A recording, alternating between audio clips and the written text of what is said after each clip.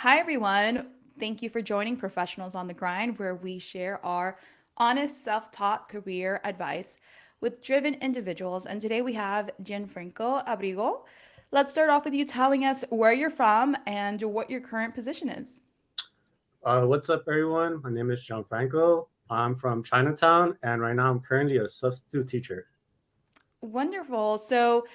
Uh, for the listeners, Gianfranco and I are friends from college, but we're going to take this a little bit back with a little bit of your family history. So, I'd like to know what the highest level of education your parents received. Like, where are they from, and what was the highest level of education? So, from what I know, both of my parents they're from Veracruz, but my mom she stayed in Veracruz, but she ended up moving to Puebla later on. My dad, whereas they were like kind of poor, for example, in Veracruz. So, what my grandma ended up doing, she gave them an alternative, like we got to go either to Mexico City for a better opportunity or stay here and struggle. So they ended up going to Mexico City for a better opportunity. And my mom, she had a little bit of college, whereas my dad, he has his bachelor, I believe, in marketing or business marketing, something Oh, like that. wow. So your parents did progress quite a lot, like more than any of my other friends that I've asked this question to. Do you feel like their experience and their education and what their career choices were, did that influence your professional decision in any way? Not really, due to the fact that my parents they came as immigrants and they had to work as farm workers, like the typical immigrant job. So Right. they always just always instilled on me, work hard or study and get good grades. So that's what I always took from my parents when they were struggling. It was always like, oh, Right. we're gonna struggle, but we want you to get good grades and just try to be better.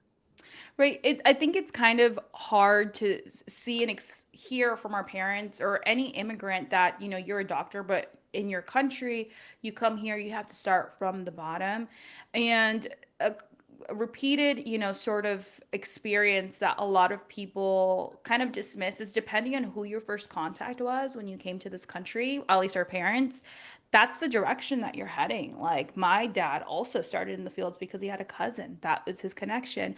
And, seeing them grow or at least decide my life is going to be this, but my kid's life is going to be something else. So that's great to hear. I did they stress the importance of college to you and how helpful were they during your college process? Or did they just tell you like go to college, that's what you have to do? Or were they like get a job and help with the bills? What was that? For me, it was a little bit different because I had an older brother, so he was an immigrant as well. So he carried on more of the weight in the sense that he had to work and try to go for get an education. Whereas them, they always tell me like, oh, just focus on school. Like we want you to just get good grades. But they would always tell me like the emphasis was like get good grades, and we just want you to do better and let us struggle. But yeah. Shout out to your brother because a lot of the firstborn children had to sacrifice so much. Like I know for my eldest sister, she wasn't allowed to go to a four-year university. She got a full scholarship to Arizona State, but they didn't understand like college to the level that they do now, right? And my mom was scared and she's like, "No, you're picking a school here." So, our siblings had to sacrifice a lot. And to segue into education, I see you started at community college. How was that experience for you? Like, did you decide that right after high school? Like, what was that choice to go straight to community college? So originally I was gonna go to Pasadena City College, but one of my friends told me like, hey, just go to ELAC. Like he entered a program that pretty much would give you the chance to get your first year classes and a counselor. And he told me to apply, so I ended up applying and I ended up getting into the program, which helped me because if I went to Pasadena, I would have had to do it all by myself. Whereas Right. ELAC, it was more of a guidance.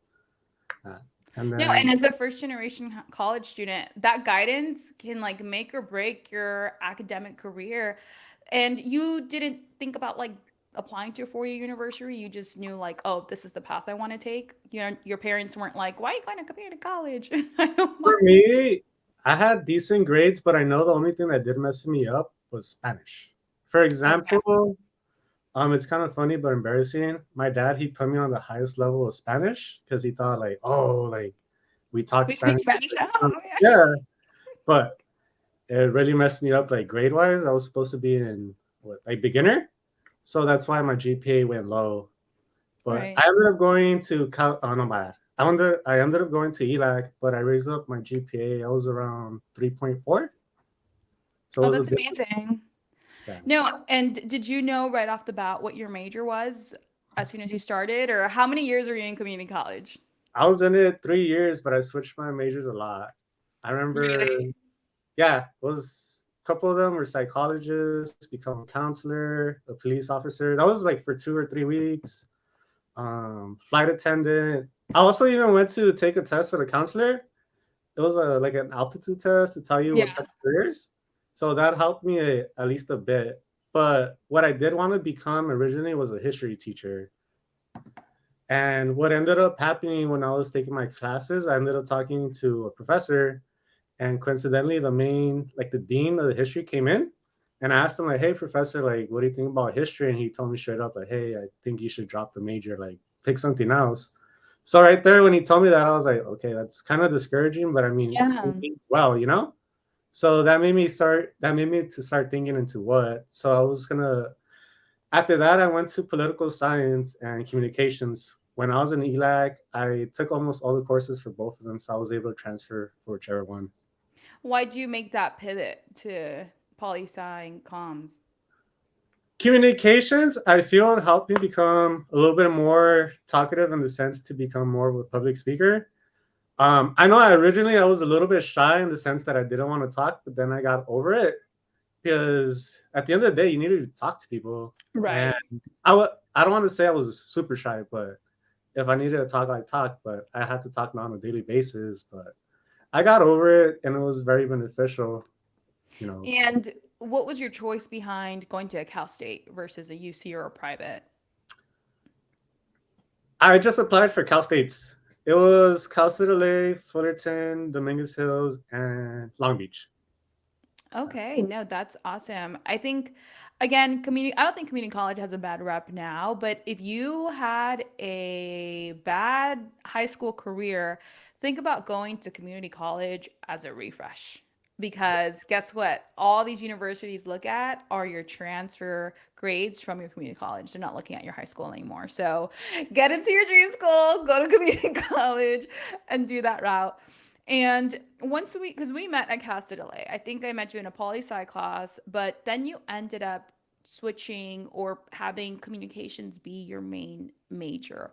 Was that due to passion or you wanting financial, right? Like you wanted money. What was that choice? For me, I felt with political science, I like it. I like politics, Mhm. very interesting. Like, when we're always on Instagram, we talk about it. Right. But for me, I kind of feel like there's not a lot of places you could lead to. Mainly it's politician or try to work for the city, which at the end of the day, don't get me wrong, it's still good because, it's benefits and everything. But I felt communications, you could do various things. You could work in businesses, public, nonprofits. So it was more vice versa. No, I definitely agree. I think when I graduated, I was like, oh, poli sci is broad. How do I get into the field? Because it's not like you are, sure, I was poli sci public admin, which helped, like, oh, I can get an a position. But it's wide. You kind of have to make with it what you can and scramble a little bit.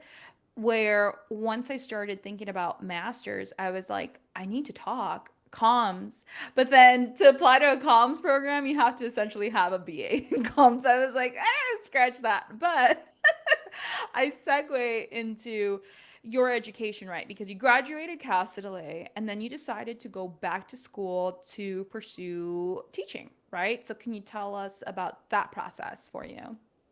So what I ended up doing, my goal was to become a substitute teacher. And once I became a substitute teacher, I wanted to go back to grad school. And I was deciding into what, either education or something else. And I started to get into more technology, computers and everything, since we grew up with it. And I figured, you know what, this is something I figured I could do. And it's something that's always been on top of my head or in the back of my head. And I thought, you know what, like, let me just try it. So I went back to ELAC. I've been there since last year, June, and I'm going to graduate with an AA in June again for IT work, like what is it, computer science? Yeah. So that's amazing. So obviously we're gonna transition into that, right? Because I think everything sort of parallels together. So one thing as you're navigating your academic career and your professional career, being a Latino with immigrant parents, they don't understand the process of a career or the different opportunities you have in choosing what you want to choose. Did they ever resist to you becoming a teacher? Were they ever judgmental? How were they helpful in your career? Or did you search for guidance through mentors or through colleagues? What was that process for you once you realized, oh, this isn't what I want to do? Well, after I graduated, my parents, they were, instead of, like, oh, get good grades, is like, oh, you need to get a job now or Right. figure out your job. And at first they were kind of worried or scary because communications, it was kind of hard to get into a job. And then I got into teaching. At first I was an instructional aide. And at first they were kind of like scared because they're like, hey, are you trying to become a teacher? But I was telling them like, no, like it's just the job and I'm good with students and I like to help kids. And they're like, okay, like cool. And then after I told them like, yo, I want to become a substitute.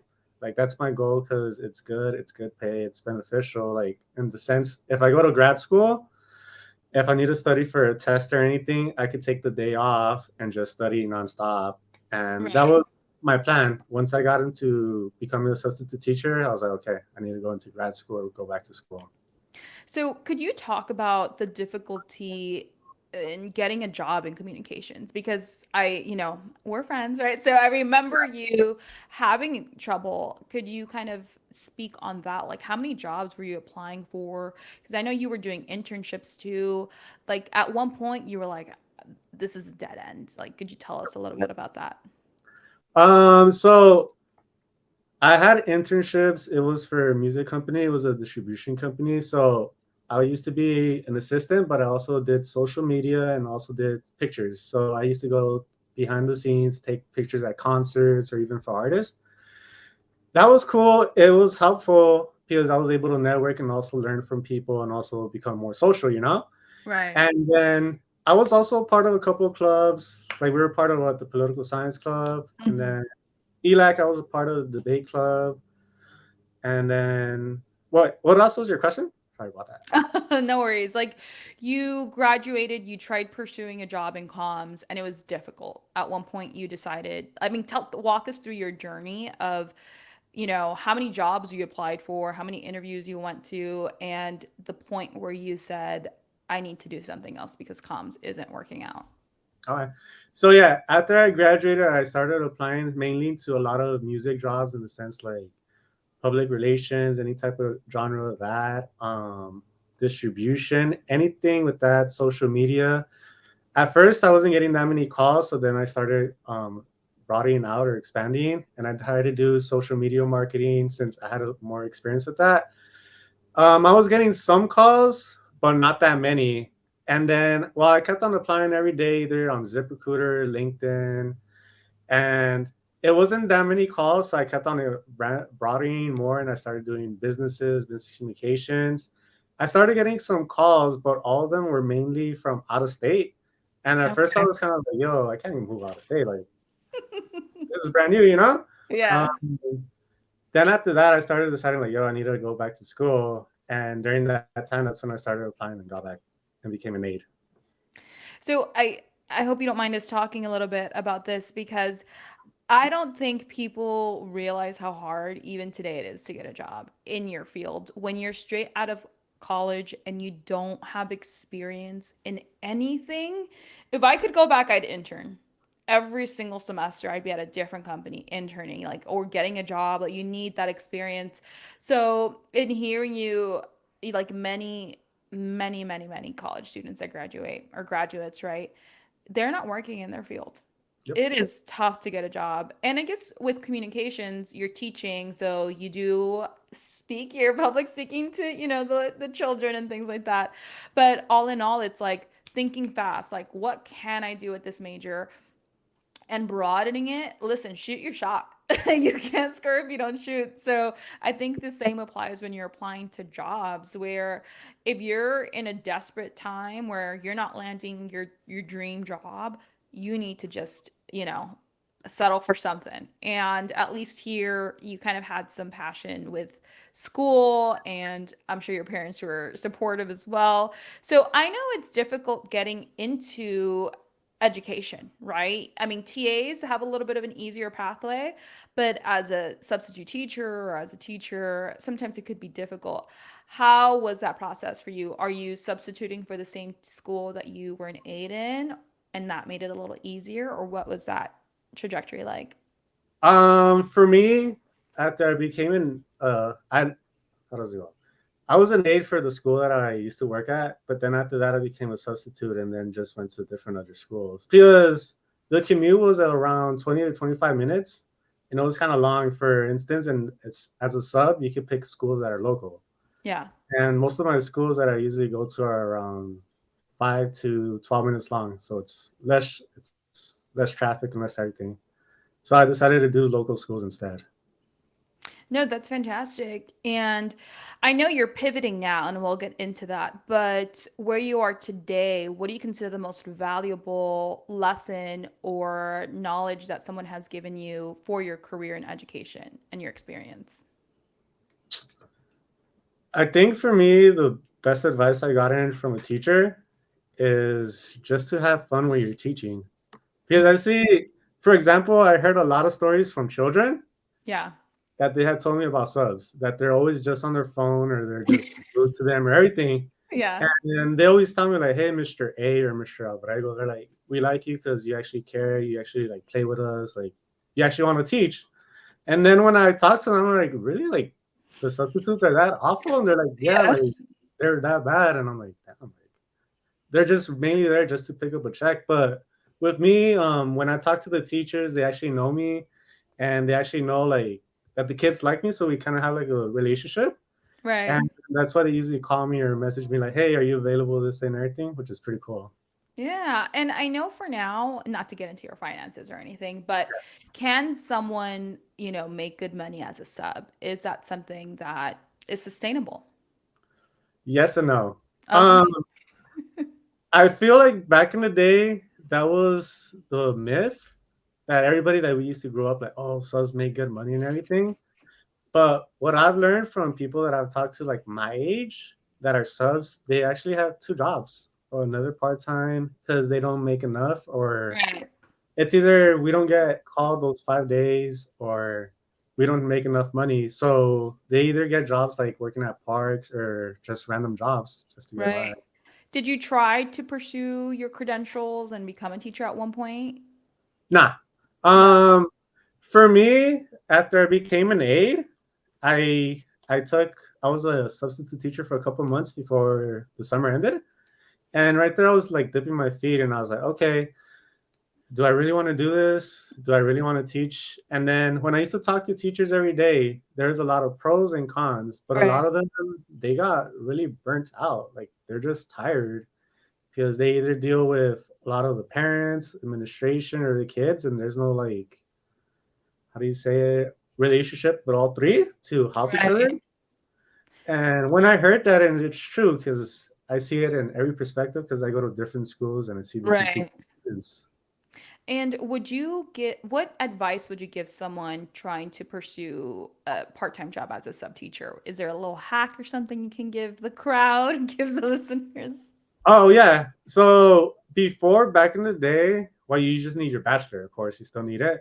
But you still need to take your CBEST. But right now, because there's a sub shortage, you're allowed to get some of the tests waived. So for example, if you don't pass math in the CBEST, you could apply and you send them your transcripts, your official transcripts from, let's just say, Cal State LA. Hmm. And it says, like, let's just say you passed algebra and statistics with a B or an A, and they check it and they approve of it, you pass your math.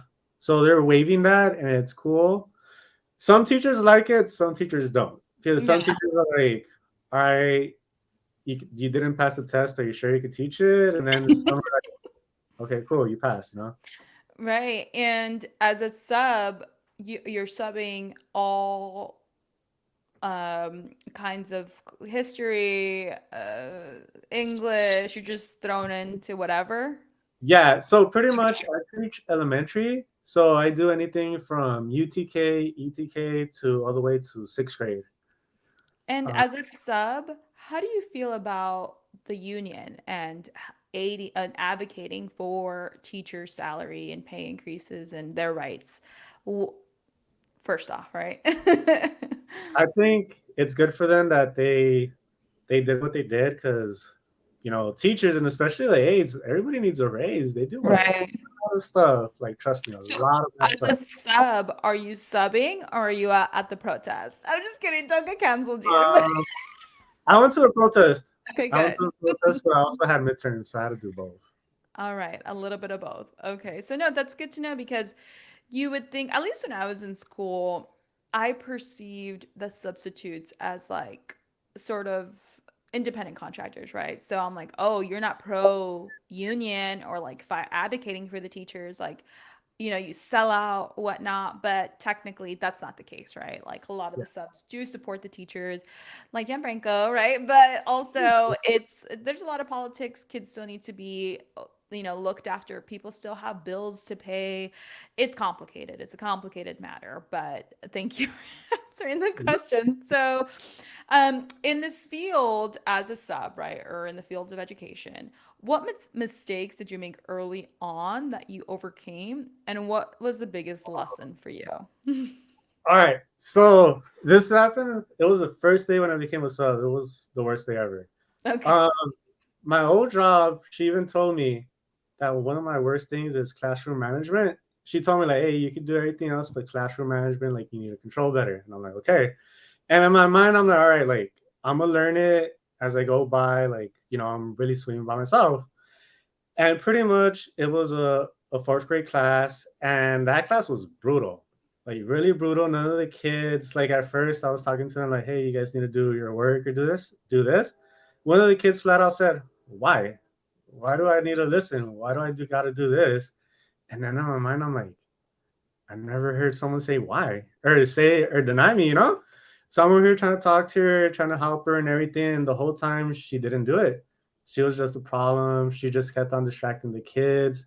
It got to the point, I think the last 30 minutes, I lost so much control that the kids, they just saw me as just someone like, oh, he's just chilling. Yeah. And yeah, and it was crazy because when you walk with the kids, like they're supposed to be like, hey, like follow me and everything, and they just straight up walked. And I'm like, dang, these kids are brutal. And they're like, You were you like, know, she was right. I don't have any management control. yeah, well, for this class, it was brutal. Right. And that's when I was all right. Now I know like what I'm dealing with every day, so I was able to prepare. Like every day I got better at it. But that day was like one of the worst subbing days ever. How did you overcome it though? Like moving forward, were you What able I to ended find up doing, plans? there's a lot of things we do as subs, like for example, waterfall. That's the kids become quieter. There's a clap like dun, dun, dun, dun, dun. So it's just stuff to try to get the kids to control and try to maneuver to get back to work. Right. Um, it's gonna be helpful for a majority of kids, but not for all of them, because at the Yeah, end yeah. of the day, you're always gonna have class clowns or people that are not gonna care. So what I Right. learned is just try to manage both of them. So, and again, to sort of pivot back to this, at one point you said, okay, the sub life isn't for me. I'm not going to pursue, a career in education. Now you're going to pivot to computer science. Did you have to have a conversation with your parents? What was that conversation with yourself first? Well, first the conversation with my parents after I became a sub, they're like, all right, what are you gonna do now? Like, are you gonna become a teacher? They didn't want me to they didn't want me to become a teacher because they know at the end of the day it's a hassle, like in the sense they deal with a lot, they have to manage a lot, and Right. they think like they don't get paid enough for what they do. And at the end of the day, it's still true. Like I still feel that teachers still don't get paid enough. Okay. And for me, I had a conversation with myself during the summer because one of the majors originally that I wanted to do for masters was my masters was in sports. And I had a conversation with myself and also with my girlfriend Eliana, and she pretty much was telling me like pros and cons about doing Right. both.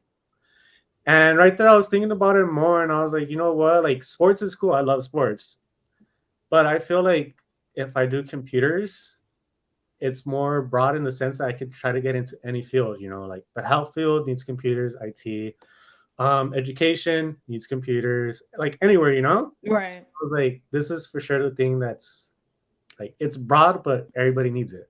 And has longevity. It's recession proof. Like, yeah. So that's fantastic.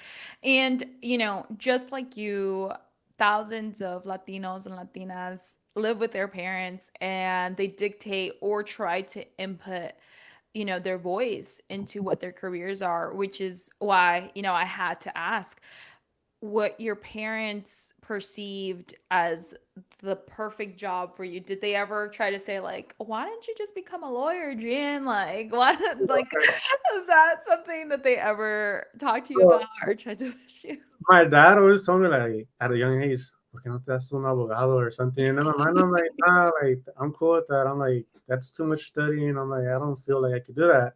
Right. My mom, on the other hand, I feel like one of the things she always told me, she's like, you could become a chef, which is something very random.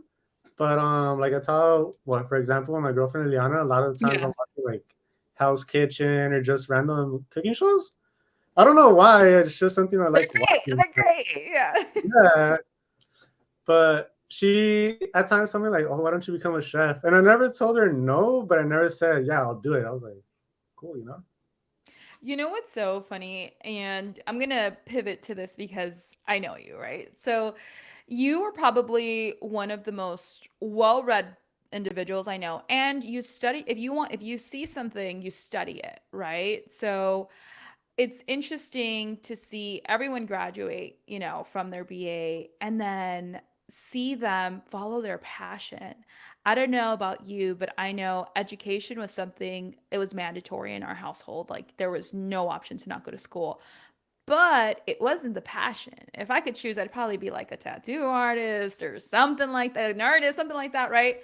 While so many of us millennials, Gen Zers, Gen X, like they ended up going to culinary school. They went back to like go get their cosmetology license. Like what I saw happen in the community with people our age was, all right, I did my education for my parents. Now I'm going to follow my passion.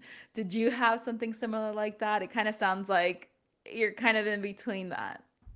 For me, it was kind of like you were giving me an example of that, but for me, it was kind of during my last 2 semesters of Cal State LA, where I remember when I was interning, I was doing photography, Yeah. and I was heavy into photography. I knew I wanted to do something into it, and when I was there, I liked it. I was meeting new artists, and it was cool because either I was taking pictures of them in the studio when they're rapping, I was recording behind the scenes. So it was very cool that I was doing multiple things. And something I learned about myself that I've been like self learning is that I like diving into random stuff in the sense, Hmm. I get into photography one time and I deep dive into it, but then I get into another one. Like it's bad, but I feel it's kind of like, for example, jack of all trades. Like it's good to have a lot of stuff, you know. Right. So you were at the start of your career. You essentially have to start over, right? So what was your plan of action? Like you said, all right, I'm doing computer science. This is all I'm gonna do. What was the first Google search? Like going back to school, or did you try just applying to a job to see if you got an interview? What was your plan of action for your new career trajectory? Okay, so before I used to get a lot of advertisements on TikTok, for example, about cybersecurity. It Yeah. was something I was really into cybersecurity, and I was like, all right, Mhm. cool. But at first, I learned a lot about boot camps. Like, there's a lot of good ones and bad ones. And I was like, no, I don't want to do a boot camp. I'm kind of hesitant. So I decided to go back to ELAC. And ELAC, I just took the most general class, which was kind of like, what is it? Computer. Java. Yeah. Yeah. And I was taking it online. And what ended up happening, I ended up going to Monterrey, Mexico with my mom and my girlfriend. Mhm. And the craziest thing happened when we were waiting for our flight. It got delayed, so we ended up getting another flight, and then we ended up meeting a guy. And a guy, he pretty much was like around my age. He didn't talk Spanish at all, and it was crazy. It was kind of like destiny. I ended up talking to him and helping him, and it turns out like he was into cybersecurity, like Oh. that's his job. And then I was like, what the fuck? Like, this is fucking crazy. Like, Like this is like, destiny or something. Yeah. So I ended up talking to him and he was cool. Like he gave me his number and he told me like I told him my situation, like, yo, I have my bachelor, I'm a substitute. And he ended up giving me advice. He's like, you could go back to school, go for your master's and do that, like the educational way, or go for certifications. Right. And at first, when I was doing for education, like going back to ELAC, I was all right, this is cool, but right now I'm burnt. So I'm gonna just go for certifications because Mhm. from what I know that I talked to a lot of people that are in the business already, a lot of them they already have certifications and they just tell me, just go for the certifications, which is pretty much you study for a test and then later on just try to apply. No, that's amazing. And it's so funny because sometimes having conversations with strangers will pivot you to broaden your horizon with things that you aren't aware of. So, something that is so important is one, talk to everyone, be kind to everyone, and don't be afraid to put yourself out there. Why? Because the more people you talk to, the more aware of what you are of the world. For example, you know, my mentor, she exposed me and my family to the world of broadcast journalism. Now, two of my siblings have a career in that. And even myself, as someone who's a poli sci major with public admin, I'm like, oh, I think I know how I would be able to use this master's to get into that career field, right? Because it's like its own thing where it's like, sure, you can work for Warner Brothers in their admin section, like where it's like most people don't think to apply to these big companies, but technically you can do it. But also, I met someone through a friend who worked at Deloitte. I'd never heard of Deloitte in my life until last year. And then I said, oh, you know what? Having conversations, talking to people, expanding your network or expanding your bubble, right? Don't be afraid to talk to people because then guess what? Maybe next year, 2 years, you're working for Warner Brothers, you're working for Deloitte, you're working for all of these different entities or companies that are really going to be fruitful for you. So talk, and be helpful, talk to strangers. So that's amazing to hear. Do you have because now you have to learn something new as an adult. Was that something that you had to force yourself to do, or how are you managing that? This time it was more of it was harder because back in the day it was just like school, but now it's I have to work full time, then also I'm doing school full time. Instead of doing 12 units, I was actually doing around 15 or 18. So I was just trying to Right. do it faster. And I think that's what led me to getting burnt out. But at the same time, making me decide, like, all right, I just want to do certifications because now I remember, like, how tedious school was in the sense, like, okay, I need to do assignments every day, study for tests. And now, Right. like, I got to learn how to code. And that was difficult at first, learning something new that you don't know anything about. And that first semester, I took two coding languages, and everyone told me like, "Yo, you're only supposed to take one." So for the first couple of weeks, I was lost. So Damn. I had to That's tough. But that's a learning lesson, right? Because you imagine school the way you went through, undergrad. But if you're someone who takes a break and you decide to go back to school, your schedule is now someone that only works, that has time to go out, that has time to sleep in. Now it's that priority to have to read this text or, read the syllabus, yada, yada, yada, right? For me, so I went back to get my master's, and this CSUN program is especially catered to working professionals, and it's once a week, virtual, 4 hours, and it's one class at a time with a cohort. I do not know how people who are taking the traditional master's program with a job are managing life because one class at a time, estoy cansada. Like I don't like I'm drained. I'm like, how are people taking 4 classes a semester and working, let alone you have a family?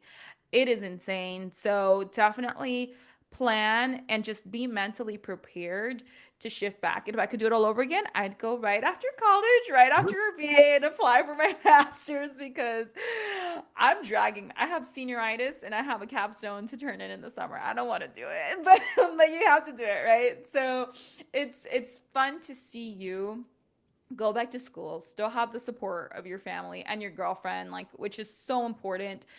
I wanted to ask you, what, and this goes along with your long-term goal, right? Because again, you have to reassess. And also, people, don't be afraid to change your career at any point in your life. I think there's a taboo or like, oh, it's kind of like a relationship. I've been here for 10 years. What do you mean I have to do something? No. If you're done, change it, do whatever you have to do, whatever. What do you want to do with computer science? Like, is there a dream job? Is there something you're aspiring? Do you want to develop your own app? Like, what is it that you plan to do with this outside of just applying to, you know, jobs? So originally, I got into cybersecurity. I thought about it, and I was taking classes and intro classes. It was kind of, how do you say it? For that, it's kind of like you're tracking or you're trying to be scouting something. You need to be very specific and try to get it, pinpoint it. And for me, it was like, all right, that's cool. And then I started taking cloud classes. And those cloud classes, those were amazing because you Yeah. literally can make anything. Okay. Um, and pretty much what cloud is, it's like, the iCloud, Google Cloud, Dropbox, and all that. It's Mm-hmm. pretty much you're working for them. You're dealing with cloud. You're dealing with saving storage, dealing with data, accessibility, and all that. So when I took classes, it was so interesting because you could do so many things. You created your own website. You could create your own service like Netflix out of it. So I was like, Right. No, that's amazing. And it's important to have a dream, right? Have something open where it's like, it'll allow you to take whatever role you want, but you know you have an end goal. You know you have something that you want to do. So, and because again, I know Gian, right? So I know you've tried venturing out with entrepreneurship, with streaming, starting a business, stocks. I think that has become such a popular thing to do, but having that focus and dedication, could you sort of touch on how you balance researching, doing your homework, streaming? Are you still doing it, right? Like, touch on that. so pretty much before school, like when I was at before ELAC, I was able to do more investing. I was doing crypto, a little bit of NFTs. I was streaming or doing YouTube, and it was cool with it because I was able to manage and balance my time. But then I started getting to school, and then I wasn't able to manage it at all. Yeah. Because it's like assignments, you got to do this and this. And at first, I was okay, I could try to do it, but then I was like, no, I got to study. No, I got to do this, and then it became more of a like, dang, I can't do it right now, or I can't enjoy it. For investing, I still do it because I still know the stocks and all that, and also for crypto, I do it once in a while because I know what I'm into. Right. But it's not like how it used to be when I'm like, all right, this is what I need to do, or this is what I need to get or I sell. think you and Eliana were buying NFTs like it was no one's business. I remember you guys were so passionate about it. Absolutely. And you were really good at giving advice, right? Where you were like, oh, you need to get into this. So it was fantastic to see your passion in that. Would you say that going the entrepreneurship route is difficult? Why not keep at it? Why not keep streaming? Like, it's tough, but what do people like to say? There's 24 hours in a day, blah blah blah. What was your reality to say like, yeah, there are, but that's not feasible. I think for me, one of the things that I learned, especially when I started doing it, procrastination in the sense like, Yeah. let's just say you're like, I don't want to do it. And then I was like, you know what? I need to do it because if I don't do it, I'm going to get lazy. I'm not going to do it later. Right. So I always thought to myself, okay, if you're going to start thinking negative, like, oh, I don't want to do it, it's like, all right, just try to do it. Just try to snap out of it. Just try to be productive because if you start getting that mentality or you start getting like lazy or what on, it's like, you're not going to do it. No, okay. So this is a platform that I was percolating on this idea for years. Never did it. And then I got my, grad school loan check and I said, let me invest in this venture. Let me do it. My camera, my setup was sitting on my dining room table for months, almost a year. And my boyfriend called me out. He's like, "Your stuff is just sitting there. Like, are you not going to do it?" And I was first offended, but then I was like, "Oh yeah, Yeah, I do right. just kind of have to." It's like, "Oh, okay, yeah, I do. You're right. You're right. I have to start." And so then I was like, all right, you know what? I know nothing about YouTube. I know nothing about, I think I talked to you because you know so much about IT, getting the mics, getting the lighting, getting the, Scarlet thing that I barely managed to set up today, people. And, saying, you know what? I'm going to do it. I'm going to figure it out as I go. And as I've gone on, my videos have become progressively, better, but you just have to do it. And it's tiresome because when I decided to do it, I was on winter break, right? And I was spitting out videos week after week after week. And then school came back into session. I got a new job and everything was overwhelming. Like I was drained and I said, something has to be sacrificed. And this isn't paying my bills. I do this for passion. I want to help people.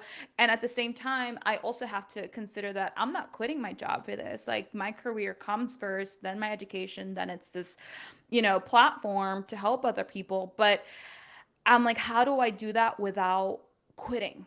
Because if I just let my camera and my equipment and my YouTube channel just like sit for another year, I am not pushing myself enough. And now I went back to like, all right, I can upload once a week. I mean, once a month, once a month, let me like retract back. Now I have more of a flow of my new position. School's almost over, so I'll be able to, get back into the groove of weekly interviews or maybe bi-weekly interviews. But it's also choosing to strategize your time. I think I had someone tell me, like, if you just spent an hour on social media, you can spend an hour doing an interview or fixing your resume or doing something. And I was like, I'm on YouTube for 3 hours. Like I can do it. So now that's the advice I give people where I had a girlfriend and she's like, I just don't have time to do my resume. And I'm like, you were on social media for 30 minutes, right? 30 minutes on your resume, even 10 minutes on your resume is going to do so much for your future. And it's that perception of time and what you want to dedicate your time to, right? But it's tiring, right? So don't kill yourself. Don't kill yourself to do it, right? So that's on that. So I feel like, we both kind of shared that a little bit. And it's tough. It is tough. Like, I'm tired. So, but it's worth just, pushing yourself and moving forward. So, with that being said, how do you create motivation for yourself? Like, how do you what does Gianfranco do to push himself to like finish his work, finish his homework, or, go to the gym? What's your motivation? For me, lately, my motivation, like for example, for school is like, all right, I just gotta push through. I'm almost there. Yeah. Like for example, I just need 2 more weeks. So it's hard because it's a lot of assignments and you gotta study, but it's like, all right, 2 more weeks and I'm done with the semester and that's it. That's it. Right. So my mentality. I don't procrastinate that much on my work because I'm like, all right, if I have an assignment due like in 2 or 3 days, I'm like, all right, I'll just get it over with right now rather than not stress it when it's due. But it's still tiresome when it's like 9 or 10 assignments due every week. So it's time consuming, very time. No, no, it is. And to be quite honest, I have such a struggle even committing to school. Like didn't procrastinate for undergrad. Now for graduate school, I am like, I don't want to do this. I'm drained, work, family, whatever. Estoy cansada. I don't want to turn this in. I find myself procrastinating, being disappointed. And because I'm still getting A's, I'm like, oh, whatever. But I don't feel like it's a true A because I lollygagged, I'm like dragging my feet. But motivation is important. I kind of want to ask you, if you would choose to do something differently career wise or with your education, would you? Like, would you go back and just go to computer science instead of choosing history or poli sci? I think I would have probably done computer science, like anything in computers, because I know back in the day when I was in high school, I thought about something in this, and I know myself. I know how I was. I was like, man, you know what? I should try this. I should do it in a couple of years. Well, no, not do it in a couple of years, but I'm like, I should do it. Then it's funny, in a couple of years, I've actually done it. And then I think to myself, I'm like, damn, like, if I would have listened to myself younger when I was like, you know what, just try to do it, a lot would have been different. But I mean, everything happens for a reason. And I'm pretty grateful for where I'm at. No, no, I agree. And then that goes to exposure, right? Which is so funny. When I first went to college, I had no idea what computer science was. Like, I didn't even know that was a major. I didn't know that was an option. And as an adult, I was like, oh, that's where all the money is. And according to TikTok, that's where you should go, right? So Right. it's and again, it's exposure. So it's cool to hear that in high school you knew you were aware of what this was. And now as an adult, because you're still young, you can pursue it. You can choose to do whatever you'd like. And, to kind of touch base off of routine and motivation, what are your daily habits? Because as someone who is well read, you do a lot of research. How do you structure your time to get all of this done? What habits have you placed for yourself that helps you get through your day and get through your career? All right. So, cool thing, well, something for me, I'm a morning person. Back in the day, Not me. Okay. not for a lot of people, but I was a morning person. Always used to wake up at 6, but now that I'm a sub, I had to wake up around 5 or 5:30. So it's an extra hour, and I Yeah. see a huge difference because one, people are not awake, so I'm not on my phone most of the time. I usually go to school around 7:10, and then I enter work at 7:30. So around 5 to 6:30, I'm either trying to do a pod, not I'm listening either to a podcast or watching YouTube, like something interesting. And then like around 6:30 is like, all right, I need to get ready, and then I just head out. Then after that, I get out of work. I'm usually around home around 3. And then it depends if I have homework. I usually try to kill the homework that day, but sometimes my homework it lasts. It could be a couple hours or it leads to the whole night. Right. And when I'm finished with the homework, like let's just say I don't have homework that day, that's when I usually do my free time where I look up stuff that I'm interested in. I'm either usually on Discord talking about with some of the new people, like NFTs, like just trying to catch up, like, all right, like what have I missed?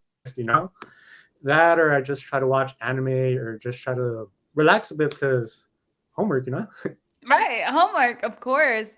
And would you say, do you have any mentors? Are there people you look up to, at least now, because now you've shifted careers, a whole 180. Are you emulating someone?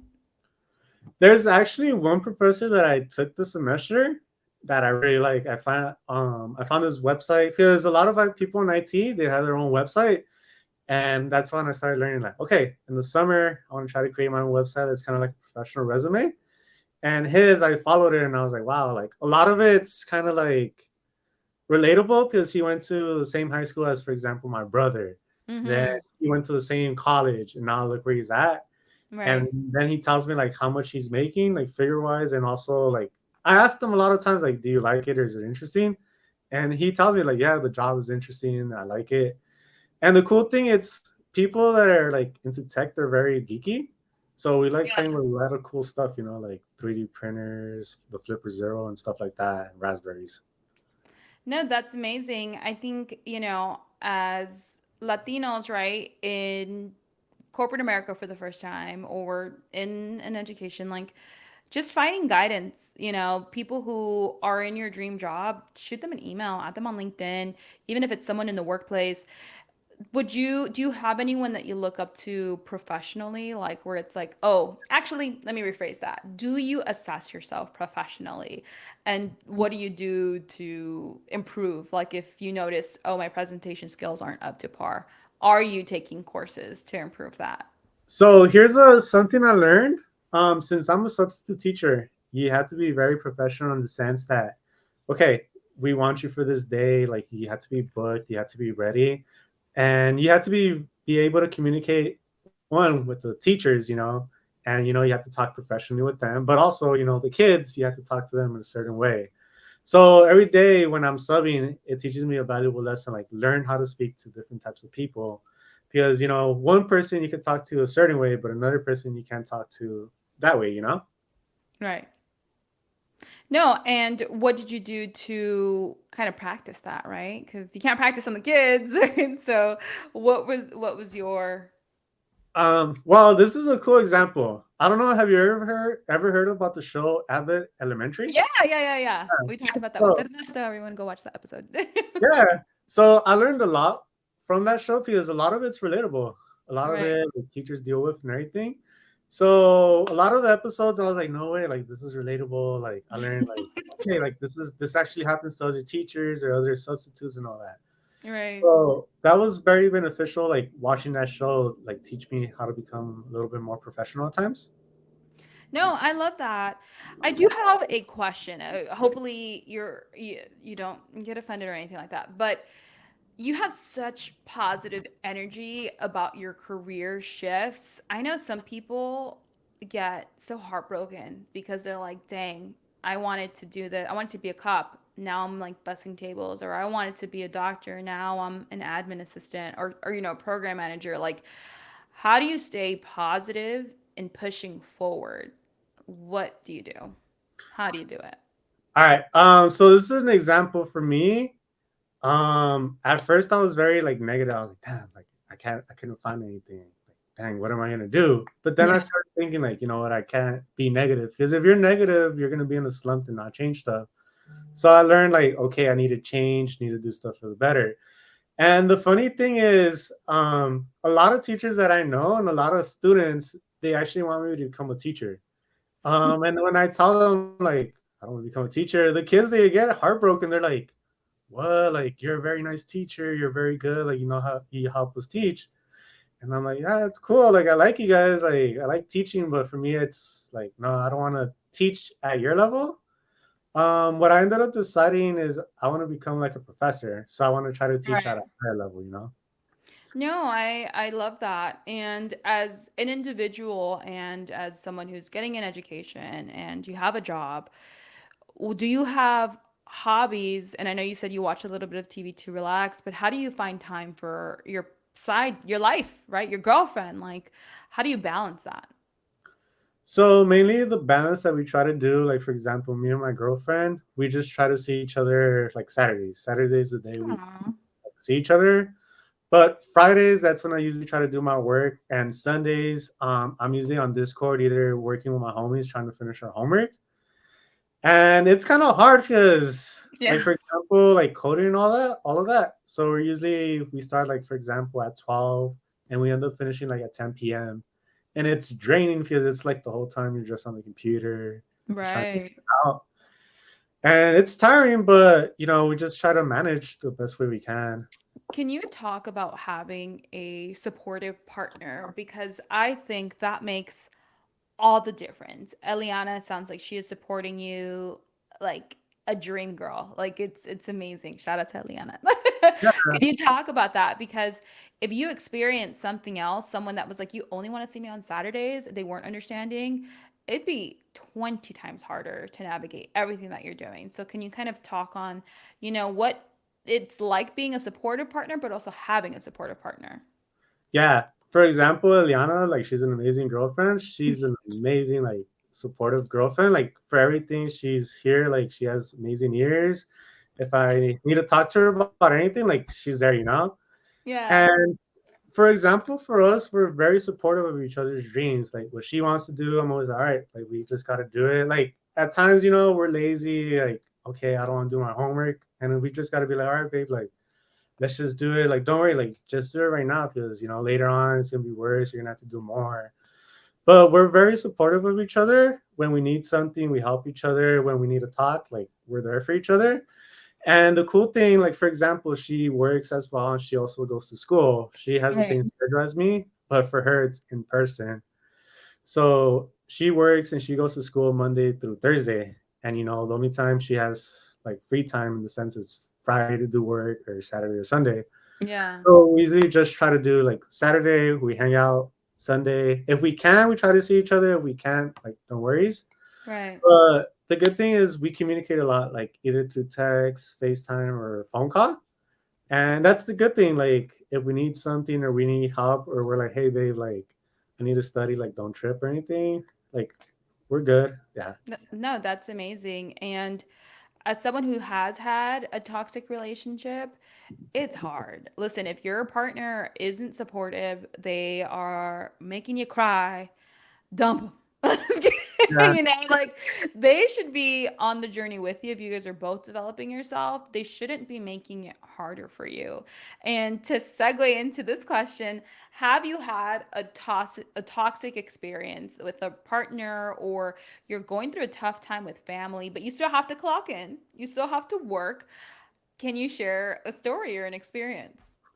One of them could be at my previous job. I had a toxic like superior. At first the relationship was cool. Like we used to talk about the students, and then like for example, at lunch we used to talk about sports or investing. But then I noticed like the relationship started like deteriorating, and it got to the point that every day when I used to walk in, I used to say good morning, and she used to go like this.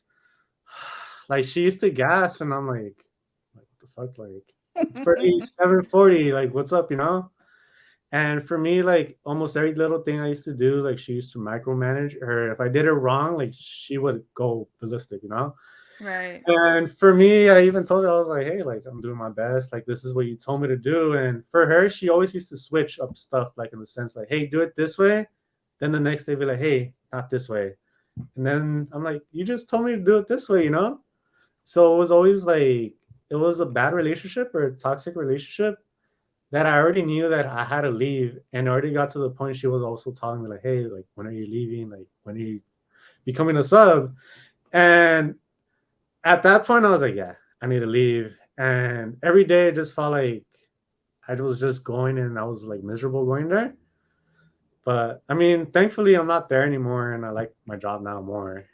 No, that's good because toxicity in the workplace is also something that people need to navigate. Like my last job, my last company, it was toxic. And I gave myself a deadline of like, I'll be here for a year, I'll stick it out, and that's it. I just had to be the best employee that they're paying me to be and develop myself while I'm here. And then, I have my exit plan. Here I am, and you leave the company. But no, you kind. Is there a time where you're dealing with like emotional things outside of the workplace that it's kind of clouding your mind? You can't really do your job. Like, how have you, pushed past that? For me, when I deal with like let's just say family problems or any type of problems, I learned that I just gotta push through because imagine like you're a sub, you're a teacher. You can't be wilding out, showing emotions like that. Yeah. Oh, I'm dealing with this or anything. For me, it's like, all right, like just be calm, cool, collective with the students. Have a good face, a happy face, and then when you come back, you can deal with if you're still sad, you're still sad. But if you're cool now, it's all right, you're happy. Yeah, so being a teacher is gonna set you up for life to just Yeah. be emotionally intelligent and navigate through life. I should have at least subbed for 1 year if that's the case, because going through that, I work from home now, so it's like I can cry at my in my living room. It's not a problem, but it's hard to find that shift because I think most people start their life with like a retail job where the drama and the emotions are so high, it's so normal. But corporate America, even being a teacher, any job that isn't that, right?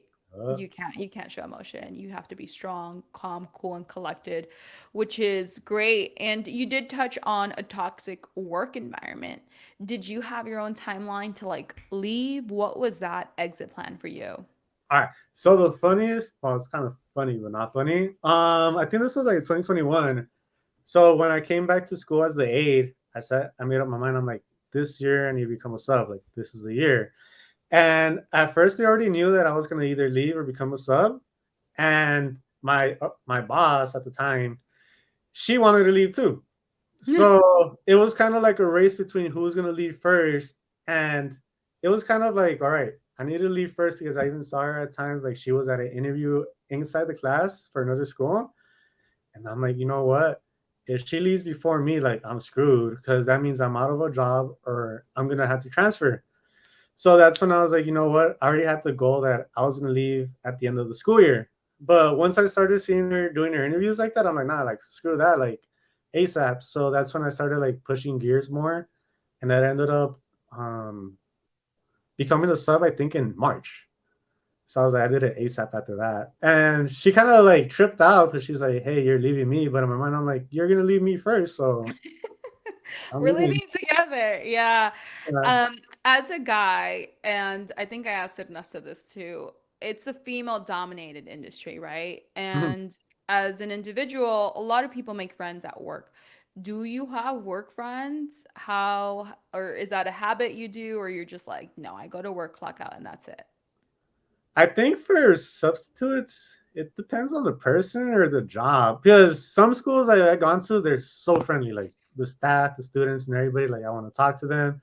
Like those are the schools I like going to because they genuinely care. Like you want to talk to them. But there's some schools that they just don't want to talk to you, and it's like, all right, I'll just microwave my stuff and then just eat in my room. But there's some schools like, all right, I'm in the cafeteria. I'm either talking to the A's or I'm talking to the teachers or even the cafeteria people. You're like, I'm just making relationships or just creating like friendships. Right. But there's some other schools that's like, nah, you can't really do anything. So it's like, all right, just go to my room and that's it. No. And have you experienced any sexism because you are a guy? Like as a teacher, or what do you mean? As a sub, like maybe some teachers don't feel comfortable because you're a male, or not teachers, parents, or or any issues because sub teacher rivalry. So this is some things I have noticed. I don't know, like if you could classify it as sexism or something like that, but there are some teachers that notice that some students they behave well with men. Hmm. And when I talked to them, we came to the conclusion it could be just that class. I'm not saying it's every class, by the way, Right. but it could be like the Hispanic culture, like like oh Yes. he's the guy, like you gotta listen. Machismo. Hmm. Yeah. And for example, one class last year, I was in that class, and I don't know why there was two subs in that class. And this boy, he didn't listen to this girl at all. And then I told him like, hey, like listen up and everything. He was like, okay, mister. And he was doing his work. And it was actually that class where the teacher I was talking to about, she was like, hey, like boys will listen to male teachers more. And then that's when I started noticing, like, yeah, that is true. Some like some classes behave better with some students or male teachers than with female teachers. Right. And to pivot a little bit, because I think, we no one talks to us about salary negotiations. How one did you learn it was a thing? And two, how do you negotiate salary now, especially as a sub? Well, for subs, you don't work as a salary, like you don't negotiate it. You already come with an hourly rate. Okay.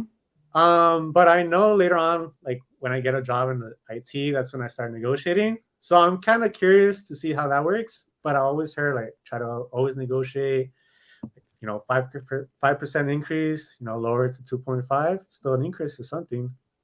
So that's what I learned. Yeah. No, so it's going to be important once you do get into that field. And one thing that I'll say is companies now, at least in California, they you have to post a salary, right? So most companies post a salary range. The highest end is the highest that they'll be able to give you. So if even if you don't have the experience, always pitch, if you're between 60 to 100, always ask for 100. They're like, "Oh, what's your dream salary?" 100. Always overbid and hopefully they, they do it. They're going to do it. They're going to be happy to do it. I know for me, I had no idea what salary negotiation was. I was lucky enough because I'm very chatty and talk to everyone. So I made friends with this colleague of mine who was, an older woman. She was in the marketing industry for many years, and she was there to witness my journey of me trying to leave the company.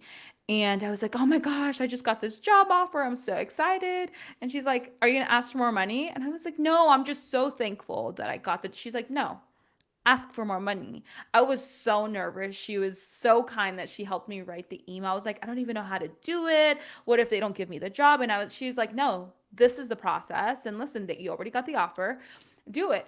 And she was able to raise it by like $2 or something. That's right. And I was like, it changed my mind. I had no idea it was a possibility. But again, when sharing that knowledge, always ask. Don't feel like you aren't good enough. Don't feel like they're not going to give you the job. You're already at a no. The worst thing they can say is no. Ask for more money. But also assess the industry you're in, right?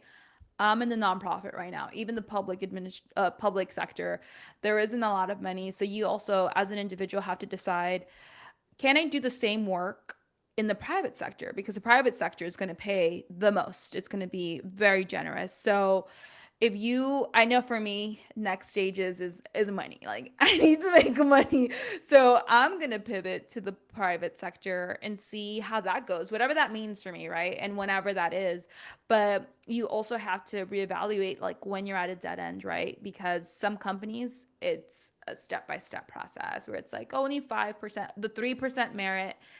If you are frustrated at 3%, it's not it like you need to be frustrated at yourself because you're choosing to stay at the company. Like go somewhere else. Like you just need to do it. All in all, I do want to end this conversation by asking you, is there any career advice that you feel was the most impactful and helpful that you want to share with the public? Like something that you always go back to that helps you push forward with your career?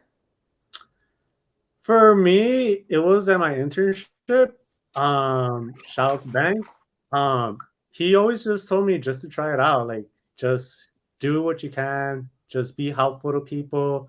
Be supportive. Just be there if they need anything. He's like, do right by people and do right by you. You know. And I learned that with him. Like, he was always a kind, generous person, and everybody in the music industry, like, they knew him or they heard about him.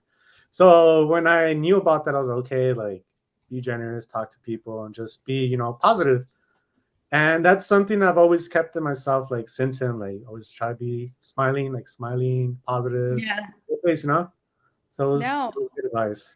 I love that. And treat others the way you would want to be treated. It's kind of in that same realm. And you're right. People react well to kindness and, doing your job well. So, Gian, thank you so much for being a guest today. Thank you to all the amazing listeners. And I will have you back once you start your career in computer science. So, Sure, Diana. thank Thank you you. so much. And I hope everyone enjoyed the session of Professionals on the Grind.